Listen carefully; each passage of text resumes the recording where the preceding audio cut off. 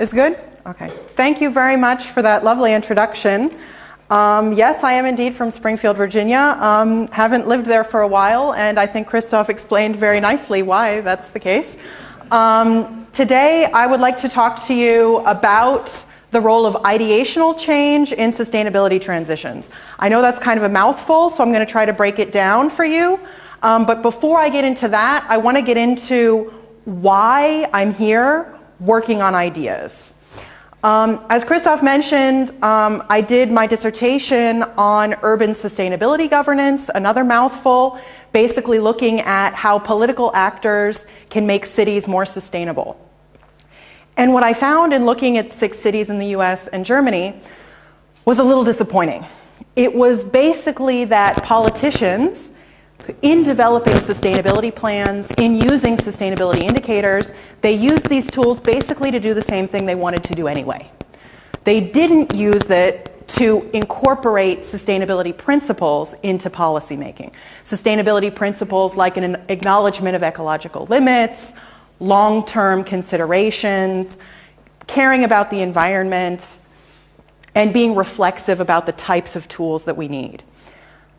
What I found, the good news that I found, however, was that there were pressure groups in many of these cities that understood sustainability principles and tried to hold politicians to task, to say, you know what, the way you're defining sustainability as growth, particularly population growth, real estate growth, building, is not in line with sustainability principles. So basically, to put that in a simple model, what I thought going in is we have new information, we have sustainability. That leads to better politics, right? That leads to changes in the political agenda. Seems obvious, is actually pretty naive. And what I found is there was a piece missing. With this new information that we receive, it comes into our brains into this kind of nebulous cloud. I call it here ideology. I have a star next to it because there are lots of different words for what this nebulous cloud represents, which I'll get to in a minute. But basically the point is, this is kind of our system of beliefs. This is our value system. These are the heuristics we use to understand the world. And when this new information comes in, we process it through this ideology. And, if it fits, then we incorporate it into our political beliefs. And if we're policymakers, onto the political agenda. However, if it doesn't fit, we discard it. Now, this is something I'm sure you've all seen anecdotally. In, for example, the US election, Trump voters don't really care what he said on video a few years ago about how he treats women, right? Doesn't fit into their ideology of he's a strong leader, he's going to protect my job. How he treats women, irrelevant, discard it. But so what this means is that ideology is actually a very big piece of the puzzle if we care about political change. So this became the puzzle that I decided to look at in my time here. So I just started at the beginning of November. This is very much a draft of giving you a sense of what I want to look at, what I'm hoping to explore. These are very initial ideas, and I'm hoping to get your feedback. I'm very excited about it, on what I'm hoping to do. I have more questions than answers at this point, but I think that that's also pretty interesting, and I hope you do too. Yes, I forgot to mention also another interesting thing about ideology is ideology determines the new information that we collect, which can then go straight onto the political agenda. So for example, if I'm a Trump supporter, I'm going to watch Fox News, I'm going to read Breitbart. If I'm a Clinton supporter, I'm going to watch MSNBC, I'm going to read the Washington Post, and that's going to go straight into my views. So basically, the puzzle that I'm looking at is the role of ideas in political change. Now, particularly since sustainability governance is my focus, there's a large literature that talks about the political change that needs to happen in order to transform our society to a sustainable one. It's called a socio-ecological transformation, or transition. So that's why I use this word transformation. This is one of the problems of political science, is that basically everybody has a different word to say the same thing. And they're very big words and they're very general theoretical words. But they talk about things that are very interesting. So in the transition literature, what do they talk about? I picked one report. This is by the German Advisory Council for Global Change, which is a group of scientific advisors to the German government. They released in 2011 a flagship report on the type of transition that is needed to move towards sustainability. And they call this the Great Transformation. And they talk about the different types of change that are required. These include institutional change. We need to change how our political institutions work, how they're structured, who is in them, and the types of power that they have. They also care about technological change. What kinds of technology are we using and how?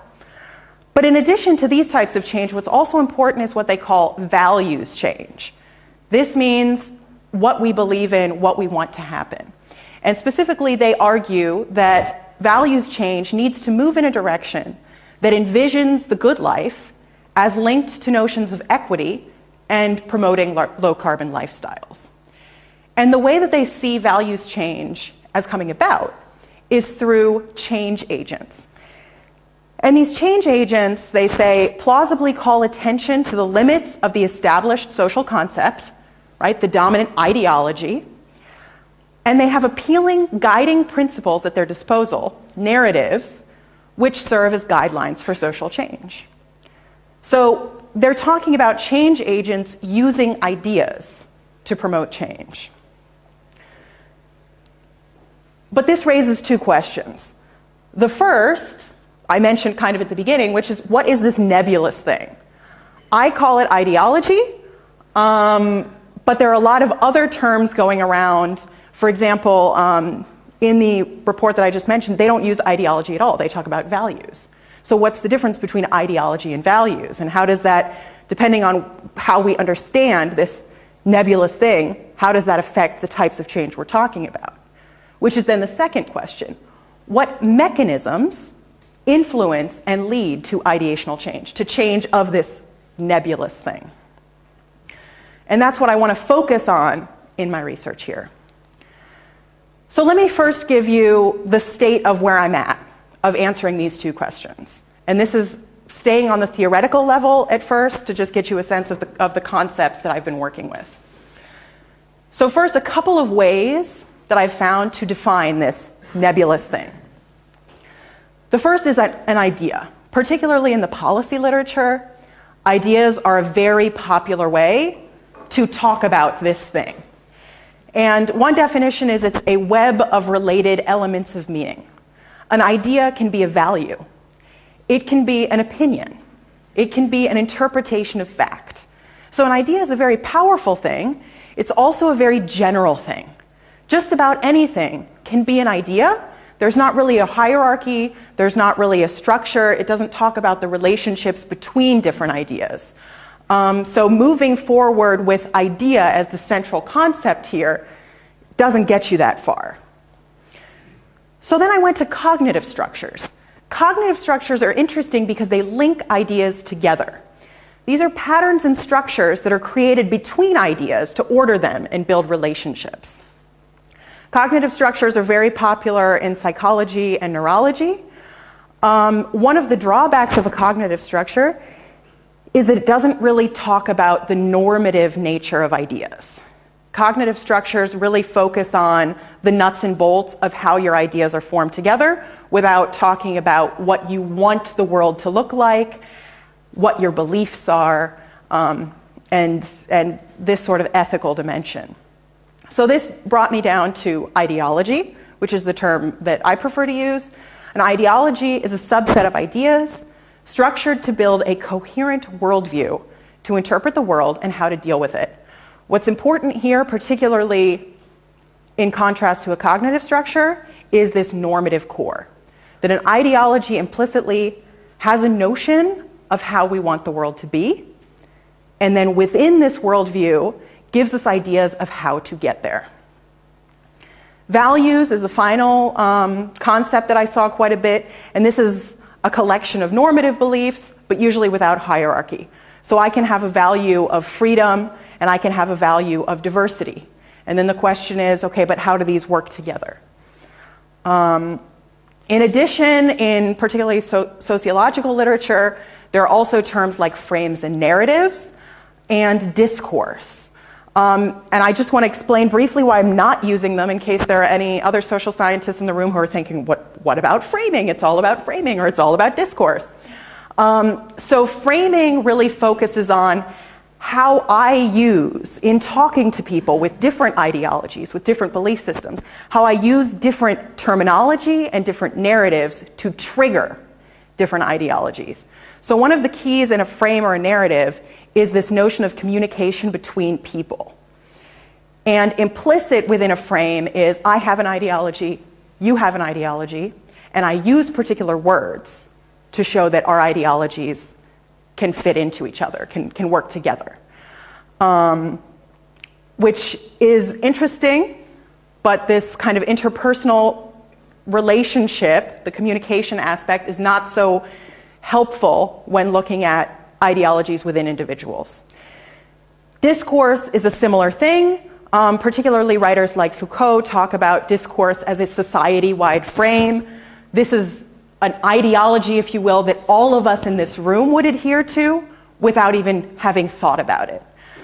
So this is also not so interesting because once something becomes implicit, then it can't necessarily be changed. So all very interesting subjects, but I found that ideology is the best way for me to really focus in on what that nebulous thing is. So now that we've gotten that nailed down, how does it change? I found two models in political science for ideational change in politics. Neither of them is particularly good, I should warn you. So the first is by John Kingdom. He talks about policy windows. So in his model, you have multiple streams. You have the problem stream, the solution stream, and the political stream. And ideas are floating in these different streams. So we might have an idea for a policy solution that people have had for 50 years, but until it connects with a problem where this policy solution might be helpful, it's not going to be adopted. And so when all of these streams come together, a policy window opens up in which a policy can be enacted. This doesn't say so much about ideas, it really focuses more on policy. Peter Hall has a similar model, but he actually uses Thomas Kuhn, and he argues that policy change arises in times of crisis. So I want to talk about this in a little bit more detail. Thomas Kuhn wrote in the 1960s a book on ideational change, which he called Paradigm Shifts in Science. And the way that he talked about it is this. First, we start off with normal science. Normal science follows a paradigm that we all agree with. In the case that he went with of the Copernican revolution, we all agree, as astronomers, that the sun revolves around the Earth. This is obviously true. We all know this. The Bible says it. Our initial astronomical projections have supported this. Over time, however, anomalies arise. Some astronomers go out and they look at the stars and they say, well, according to that model, this star should be here, but actually, what I'm seeing, it's over here. This doesn't make sense. Over time, the number of anomalies rises enough to challenge key propositions of this normal science, this paradigm that we've all agreed to. This takes us eventually to the third stage, in which we see new paradigms come up to make sense of these anomalies. We see new astronomers who say, you know what? I have so much data here that makes no sense with the model that we have. I think we've got it wrong. I think the Earth actually revolves around the sun. So these scientists, they're in the minority, right? Over time, what happens is we have two kind of parallel developments. First, These scientists who have a new paradigm, they develop more data to support their paradigm and to show that it actually explains the anomalies of normal science better than normal science. And as they do this, they bring other scientists into the fold and build kind of a coalition of people who agree with this new paradigm. So over time, as we see rising evidence of a new paradigm at work and a rising coalition of support for this new paradigm, this paradigm can eventually overtake the old one and now become normal science. So what does that mean in terms of policy? That means we need a policy crisis for ideational change to occur. Whatever the dominant ideology is, and I'll say neoliberalism, right? Here, the main tenet is that free markets guarantee individual freedom. And from this main premise, this means we should deregulate markets because then they will be efficient, they will help people, and they will promote positive economic growth, and they will promote positive social outcomes, right? So what happened with the financial crisis in 2008? This, I think, could be understood as a crisis for the neoliberal ideology. So this is what I want to spend the rest of my time here looking at, is the 2008 financial crisis as an opportunity for ideational change, and to look at what that has meant so far and whether that supports the model. So let me just briefly go into my thoughts on this. So we saw in 2008 the collapse of several major international banks due to policies that were created based on a neoliberal ideology. Immediately after this crisis, we saw a lot of challenges to neoliberalism, and I'll just talk about a few. So first, in the United States, we saw the rise of politicians such as Elizabeth Warren and Bernie Sanders, who was surprisingly popular in the Democratic primaries, particularly against Hillary Clinton, who was considered the next in line for the presidency. So here we saw kind of a democratic challenge to neoliberalism in the US. We saw in Great Britain a challenge from the sustainability corner, an argument for prosperity without growth, that part of a sustainability paradigm says we need to move away from growth as an imperative in economics. And then finally in Germany, I've shown this graph because I think Germany is actually a really interesting case to track ideologies politically because it has a really good number of political parties. In the US, you have the Democrats and the Republicans, so it's hard to track something like neoliberalism because it's yes or no, and people can vote for one of the candidates for many reasons. But in Germany, you have, in addition to the major parties, the CDU, the Christian Democrats, which is kind of the center-right party, the Social Democrats, which is kind of the center-left. You have the Free Democratic Party, which is basically the neoliberals, the libertarians, depending on what side of the Atlantic you're familiar with politically. And what's interesting here, this graph shows Bundestag election results starting after World War II and up to the present. So we see this, basically the neoliberal party, and I know this is generalizing a bit, but the point is just to show challenges to neoliberalism after the financial crisis. You see that generally their support, it goes up and down, but from about 7% to about 12%. And then the first election after the financial crisis, or in the middle of it, they went to a shocking 14.6%, but then immediately after, down to 4.8%, which is the lowest point you see. So this, very interesting. And I think going into my empirical research, I want to look at whether looking at returns like this is helpful in operationalizing neoliberalism as an ideology and looking at political responses to it.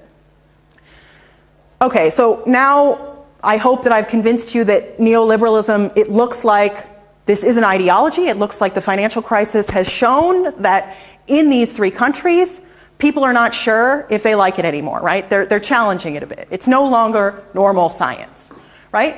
But so what has happened then? What's the paradigm that's taking over? And what I would argue is that it's protectionist xenophobia. Now, obviously, this is 8 years later, so it would be silly to say that this is the new normal, that this is the new paradigm that has already taken over. But I think that today we're in a very interesting point to see this is one of the paradigms, one of the ideologies that's on the rise. Because this is an important time to look at this as a lesson, to say I can imagine everyone in this room finds this picture disturbing, I would hope. So then the next question is, okay, if this is disturbing, if this is the ideology we do not want to come out of challenges to neoliberalism, then what do we want to happen, right? Which is kind of the logical next step. And so that takes me to, I think I have just enough time left to say my hopeful message at the end. And that's kind of my hobby horse, which is sustainability as an ideology. So a couple of years ago, I wrote a paper suggesting that this challenge to neoliberalism is an opportunity for sustainability to tell its message in a new way. And I don't think that has come about, and that's something else that I want to look at of why is protectionist xenophobia so much more attractive in kind of understanding the failures of neoliberalism than sustainability. And just briefly, neoliberalism, as I said, it focuses on free markets as the way to order society. What sustainability says is it focuses on natural systems. It says we have to protect Earth's natural systems, ecological systems, in the long term to guarantee human well-being. Now, I think the problem here is that this core of its ideological message doesn't immediately translate very easily into economic terms.